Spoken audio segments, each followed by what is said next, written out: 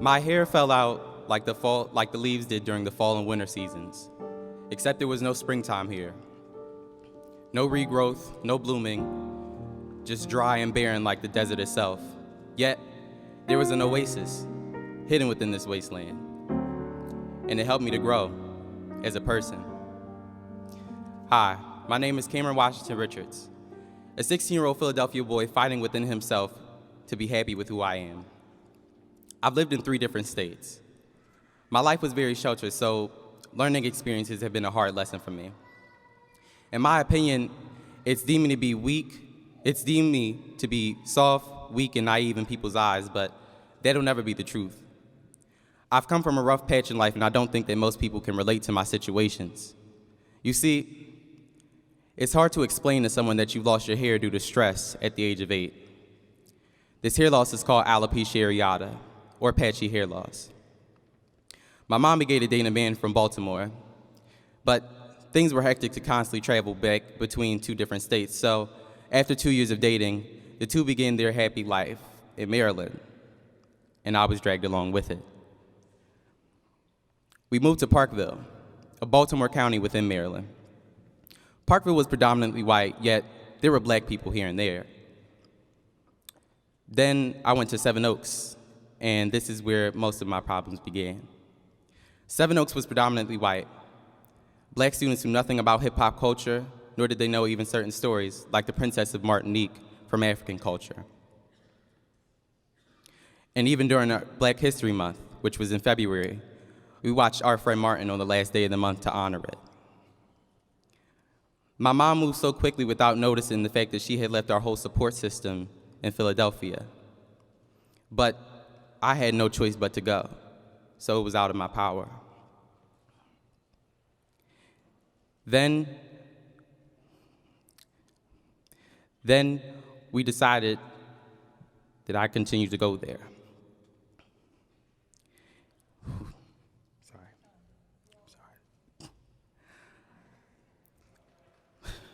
Sorry.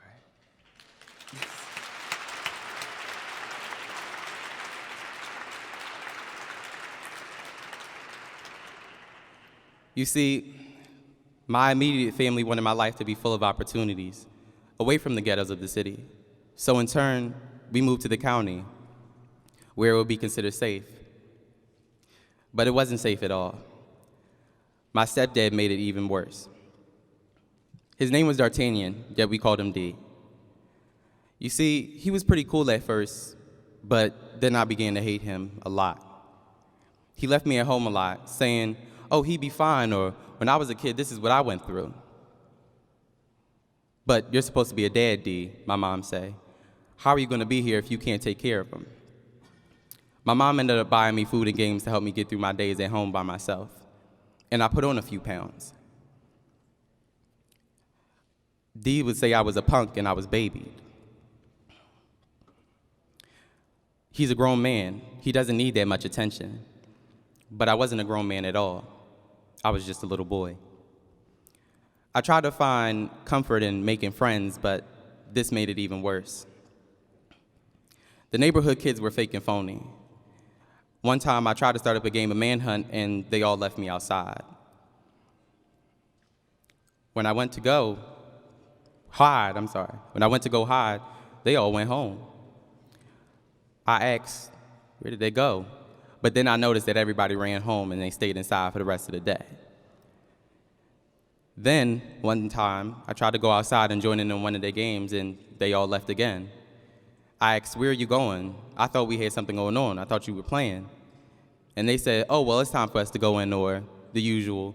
My mom called me, so now it's time to go. But they bullied me too. They'd always try to make me fight, and I was never that type of person.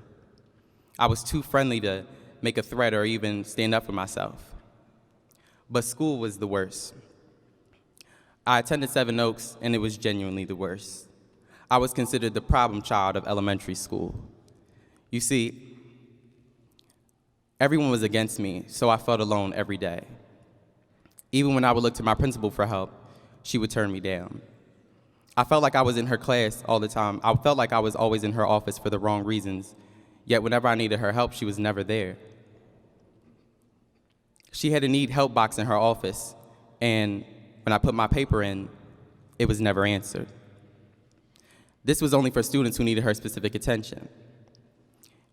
Even one of my favorite teachers, Miss Ivinsky, turned against me. She thought that since I was so happy and hyperactive in school that I had ADHD and decided that I should be put on medication. My mom and Dee ended up having a roundtable discussion with the faculty, teachers, staff, and school board of education, just to see if I needed medication. I felt so betrayed when they told me this. The teacher tried to apologize, yet it never really helped.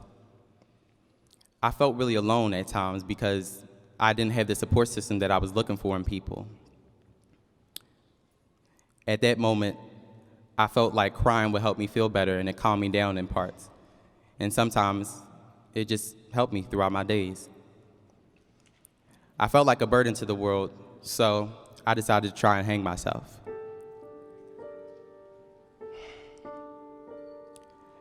When this happened, I know it's not really funny, but I always think of it as a joke because I tried to do it within my closet and the bar broke.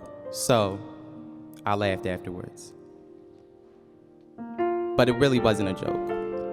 You see, I had even talked to my mom about it, and she said, well, I had suicidal thoughts too, but I couldn't leave you. We both saw that this lifestyle wasn't for us at all. I'm glad she didn't go through with that attempt. Then, after a few years of moving around with my mom and Dee, we decided to move back to Philadelphia without Dee. You see, he thought he'd be a burden to us while we were here, but in actuality, he just didn't want to sit in the house like how me and my mom were while we were in Baltimore. He was weak in my eyes because he never understood what we went through emotionally. Now that I think about it, I genuinely love my city and the place that I'm in. I love my school so much. Thank you. I'm sorry, I'm not finished. I'm not finished. I genuinely love my city and my school so much. I now attend Boys Latin Charter of Philadelphia. It's helped me through so much. When I was going there as a freshman, I felt like I was back in Baltimore, yet I had my teachers, faculty, staff, and my principal to help me through my days there. It was tough at first, but I grew accustomed to liking it. And through this help, they've involved me in so many programs, including Beyond Expectations. I've grown out of my depressive state, and my grades have grown so much.